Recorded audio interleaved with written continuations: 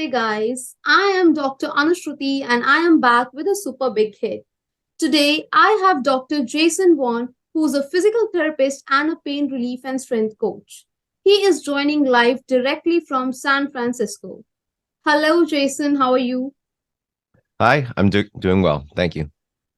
You're welcome. Jason, without wasting time, I would like to ask the first question that what do you describe physical therapy as? Especially for the general audience, who has no link to biology and anatomy. Physical therapy is a profession that helps people to rehabilitate from either various injuries, ailments, or disease. And specifically, physical therapy, we specialize a lot in the sports and orthopedic realm, but a lot of people don't know that we also span many other systems that we do help from cardiovascular to hormonal to women's health, to geriatrics. So we have a lot of subspecialties, and essentially what we do that's different from the other parts of the population in terms of physicians or general practitioners is we use exercise and we use education as our main preventative and also our main medicines. Absolutely. Since you just used the term exercise, that is a very, very integral part of physical therapy. You would have come across a lot of yoga instructors, who tend to have exercise as a part of their regime. So, can you just clear out a misconception of yoga and physical therapy being the same? Yeah, it's actually completely different. For one, the credentials of becoming a doctor of physical therapy, it's 4 years of college, at least in the US, 4 years of college, followed by another 3 years to become a doctor of physical therapy. As a doctor of physical therapy, we use evidence-based research to promote every intervention that we do. And at the same time, yoga is a practice in which there's a lot of dynamic movements, there's a lot of stabilization, but at the same time, it's not a diagnosis. And in terms of what I do that would be different from a yoga instructor is that we're able to evaluate and objectively assess somebody's mobility, strength, stability, and we're able to create a customized plan that's going to help them with their health and fitness goals. And whether that's just coming back from an injury or they have some sort of chronic persistent aches and pain, that's where we are essentially different. As well as for one, I do believe that hashtag there's nothing wrong with getting strong. So I am a big believer in blending a mixture of mobility, but also using external weights, bands, kettlebells, dumbbells in order to help people achieve more in their health and fitness. And can you actually define a certain time or certain point of life when a person should actually approach a physical therapist? Like often we have seen patients coming when they have a certain injury, certain pain in their body parts, or prescribed by an orthopedician. So is there any way that, a general public or the general audience who's listening and watching us right now on various platforms could understand that when should they approach a physical therapist? That's a great question. And I think that physical therapy honestly is evolving. So I think classically people that would go to physical therapy versus yoga would be, it's not just to get flexible, but it's actually to become more functional as a human being and become more resilient. And so I think that as time goes on, and even till this day in 2022, heading into the new year 2023, people are still very much reactive. Reactive being when they have a knee injury, that's when they see a physical therapist or a general practitioner will refer them to me in order to rehabilitate their knee. Or if they have any persistent low back pain because they sit for a long period of time, if the pain gets too much, then they'll want to seek out services. They'll start looking on Google or different platforms or even social media. As we know, social media is a huge thing where if somebody has persistent low back pain, they'll start hashtagging low back pain and they'll start to find my post or maybe your post as well. And it's not a bad thing in itself. Social media allows a lot of people to share their passions and also share a little bit more about their business. But I think that physical therapy nowadays, I'm starting to branch it so that people should be more proactive. So when you're seeking out physical therapists, is it really just because you have an injury or pain, or should you seek it out because you're really just trying to improve your overall health?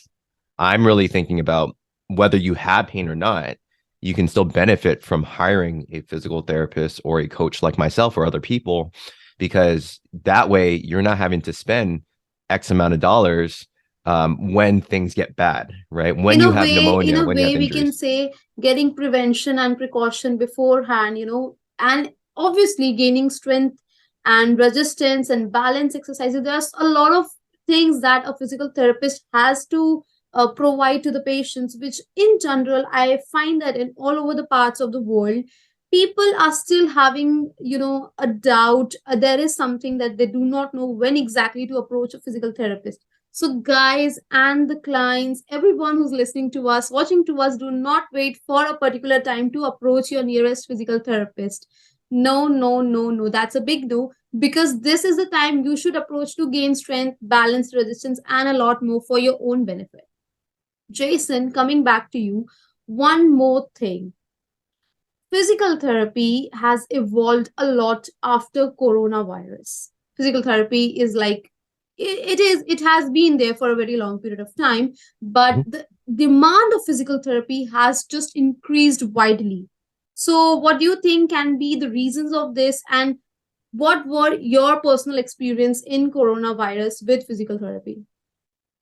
Yeah, it's a great question. So I think that when people had to pivot, so if somebody had a certain brick and mortar or a certain clinic that people saw in person, but when February to March 2020 hit and people started figuring out that there's a virus around, then a lot of people's business imploded.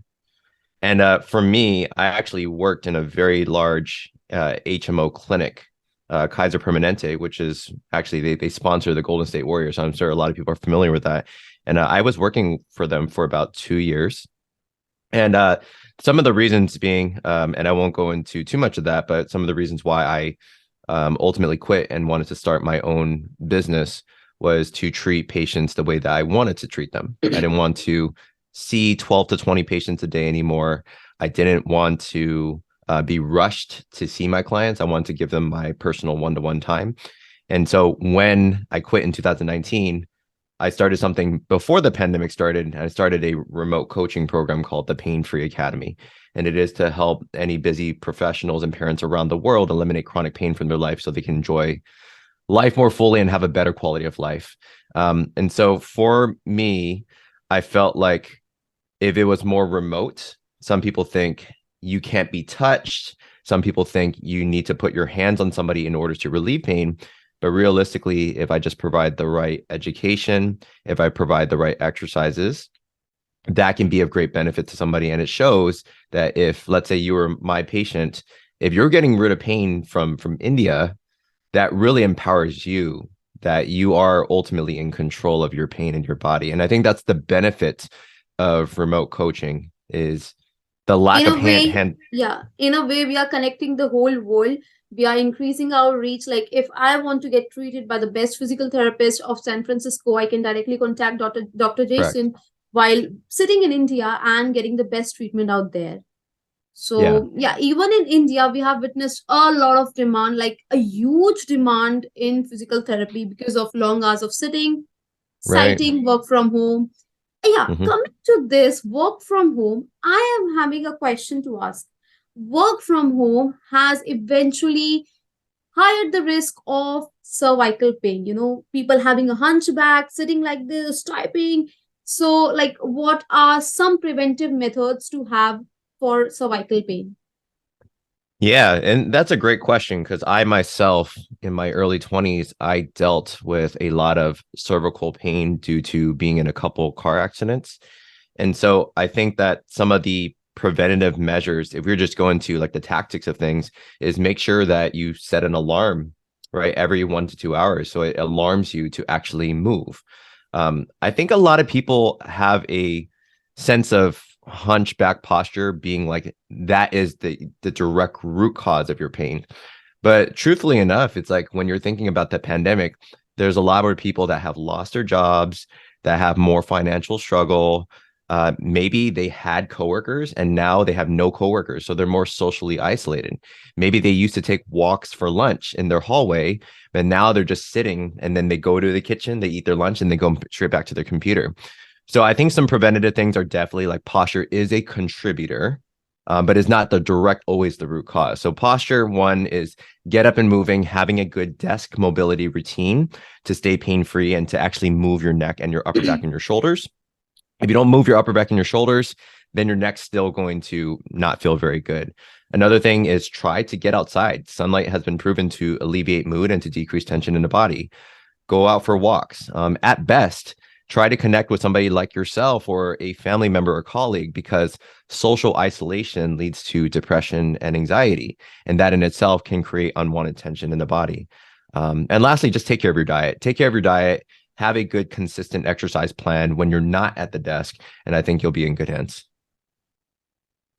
Jason, you would definitely agree with me that ergonomics is an integral part of physical therapy. Sure. How do you think, like in India and even some Asian countries, I have come across a fact that people are not aware about a particular ergonomics they should follow. They ought to follow that ergonomics even while at home, while studying, or while being in office. So, and in India, we have special drives being conducted in MNCs and other over, big platforms to teach the employees and the employers, the students in schools, colleges, that how to apply ergonomics. I would request you to suggest some ergonomics tips for everyone listening and watching us right now. Before that, people, yes, you guys, I am speaking to you. This is your reminder to straighten your back. Jason, continue. Yeah, so I think that ergonomics is a huge component. So a couple suggestions that I tell people is try to ensure that you have the right supports. So if you have like a computer, wrist supports can be helpful, like wrist rest. Having a better ergonomic mouse can be helpful. So if your wrist is always in a pronated position, it's likely that your forearm or your shoulders and even your neck can get very, very tight. I always suggest that if you have a laptop, try not to have the laptop too low because that's going to result in you like hunching for a long period of time. So that's why even while I'm talking to you, I actually do have monitors that are at least 1 inch above the eyebrow. So that way I'm not looking down. I always suggest that people brighten up their screens and also enlarge the words because if words are too small, you're likely to lean forward into those positions as well. So it's easy enough, Control plus or like Command plus to increase the size of your words. Uh, here's a really hidden one is I would suggest having people get some blue light blockers, right? So I actually wear these at work. Blue light blockers, essentially what they do is they block out blue light. It allows you to get better sleep at night. And it does decrease eye soreness and fatigue and eye dryness. So that way you can either work for a longer period of time. And if your eyes get sore, guess what? Then your neck and your back start to get very stiff. And then lastly, I'd say it's optimal to try to maintain 90-degree angles like at the elbow or even at the waist and the knees. So if your chair is too low, it's likely your hips are going to be below your knees and then you're going to start slumping down again. And then chairs, I'm not, even though some people suggest $300 to $1,000 ergonomic chairs, I actually have a chair that I've been using since college. And it's a chair that basically has a backrest. But the beauty of it is if you know what foam rolling is where you can foam roll your back. Yeah. But I actually appreciate the fact that my chair is not ergonomically friendly. It's not the most comfortable, but if it's not the most comfortable, I'm more likely to fidget and move. If it's too comfortable, I'm actually likely to sit still for longer periods of time. And I can actually use my backrest, which is really low. I can actually use it as a foam roll, which is awesome because I don't have to get to the floor. So that's just a couple of suggestions I suggest to you and my clients. I do hope that these suggestions are going to be very fruitful for all the listeners and viewers. Jason, in the beginning, we were just discussing strength training and resistance training, and you are quite aware of the bodybuilding, the season that is going on right now. It is like in a trend. People are more often into this training, gaining their muscles, bone, and everything. So, how is, and yeah, before that, everyone, like each one of the thousand or hundred, I have come across a person who actually believes that physical therapist has the same work because we use some weight bearers activities, and gym trainers have the same work. So the question, just like misconception of yoga and physical therapy, the same question of a physical therapist and a gym trainer. Yeah, so I was actually a former personal trainer. And so when I was doing that, I was essentially just prescribing more so strength programs. I knew a little bit about stretching. And so as you venture more into physical therapy, a doctor of physical therapy, again, is able to evaluate you, ask the right questions to ensure there's no red flags, and then give you an objective assessment. So this is looking at your strength, your stability. We are the experts at gait. So if there's something that's missing, or we can check how you're walking back and forth and evaluate that and see if there's any compensations. And I think that sure, there are great personal trainers out there, but a doctor of physical therapy, essentially, we went to school to look at how to create an objective assessment and then create a right plan of attack for that person. I personally, I still strength train a lot, as you probably have come through my Instagram. I still strength train a lot. I still do bodybuilding regimens. I still like to stay fit and build muscle. And that's because if you think about it this way, if you have a certain injury, building muscle around a joint that hurts, that actually makes sense. Is that when you have more muscle around a joint, it's going to have better muscular endurance. You're going to have better ability to handle heavy loads, just simply like grabbing a bag of trash and bringing it outside. Some people hurt themselves with doing that. So having a regimen where you have good mobility and stretching, right? So that's where yoga can come into play. But also having a good strength regimen is paramount in order to create better stability around joints and for you to prevent injuries from happening. Jason, I personally would like to ask that what exactly, physical therapy plays a role in injury prevention. And sorry, the question was, what is injury What prevention? exactly physical therapy plays the role in injury prevention? Yeah, the crazy thing about this right now is I think times will change over time, but injury prevention is poorly compensated. Essentially, what injury prevention is, it's learning good biomechanics and learning how to consistently exercise and exercise the right way. So when you decide to play sports or do any physical activity, it decreases the chance of you having an injury. We can never predict and say, if you exercise like this, we can reduce the risk of an injury. So that's why I think that physical therapy, you shouldn't think of physical therapy as when I'm hurt or when I'm injured or when I have pain, that's when I should seek it out. I think people should come to physical therapy if they're interested in learning more about biomechanics and kinesiology and learning how to exercise appropriately and eat the right foods and get the right amount of sleep. So there's a balance between recovery and training. If you don't recover properly, it doesn't matter how good your training regimen is. So I think that's a huge just differentiating factor right there.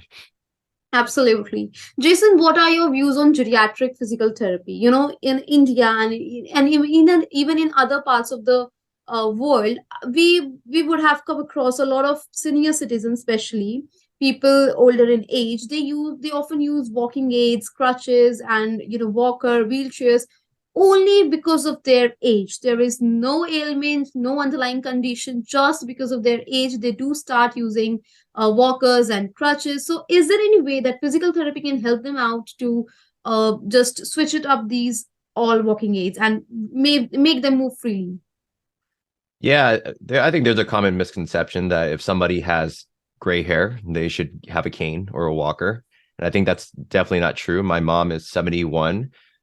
She has gray hair, but she does dye it black. But I mean, she's 70 to 71 years of age, and she's still able to deep squat and lift pretty heavy weights off the floor. So I think that age is relative to how you feel. I actually have something in my bathroom that says age is relative to how you feel. It doesn't matter what your age, your biological age is.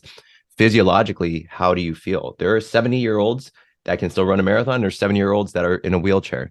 So I think with regard to geriatric physical therapy, I don't think that geriatric physical therapists or physical therapy that treats older clients should automatically assume that they need lower level exercises or they need a cane or a crutch or wheelchair in order to navigate the world.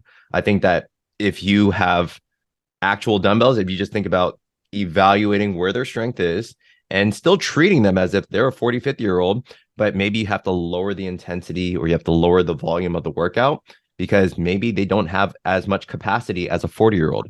And that's totally fine. As long as you understand and understand that age doesn't matter. It's what you see in is what you see in front of the person. If they can squat 80 pounds, hell, have that 67-year-old squat 80 pounds. Don't treat them like their age. So I think that's a huge thing, because when I'm 70, 80 years of age, you better bet I'm still going to be lifting pretty heavy weights and still keeping my body strong. So I would like to conclude this in age is just a number. So you don't have to feel like you are 69 or you are 72 or you are 83. It's just a number. We have a lot of examples to look upon if we really want to get fit, fitter, and the fit. So, Jason, thank you so much for giving so much light on the topic physical therapy and its importance. And I really hope all the viewers, all the listeners listening to us, watching to us right now on various platforms from India and San Francisco, I believe you guys have got a greater and broader aspect of physical therapy. Jason, I really look forward to do a lot of videos and podcasts with you in the near future. Giving you all my best wishes for the next endeavors. And guys, do comment down what exactly do you wish to see in the next video with me and Jason. By the way, Jason, where can my audience find you? Yeah, so you can find me at my main website, www.flexwithdrj.com. It's a full word doctor. I'm also on many social media platforms. So if you're interested in seeing free exercise or pain relief tips, you can find me on TikTok, YouTube, Instagram, Facebook. And I also have a pain relief support group for parents on Facebook as well. So those are the places to find me. So, guys, everyone, go ahead to his channel and watch everything he does. Thank you, Jason. Thank you once again for joining in. See you soon. Thank you.